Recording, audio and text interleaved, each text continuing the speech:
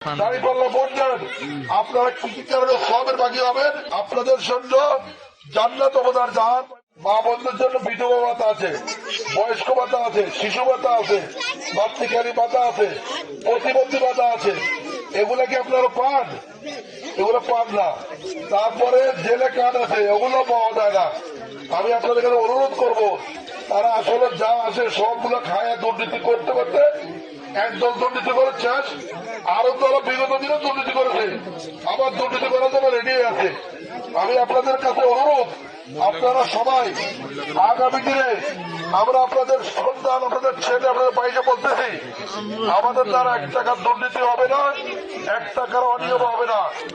এবং আমি বলতে চাই, আপনারা যদি ইসলামের পক্ষে, কোরআনের পক্ষে দাঁড়িপাল্লা ভোট দেন, আপনারা কি কি কারণে সবের বাকি হবেন?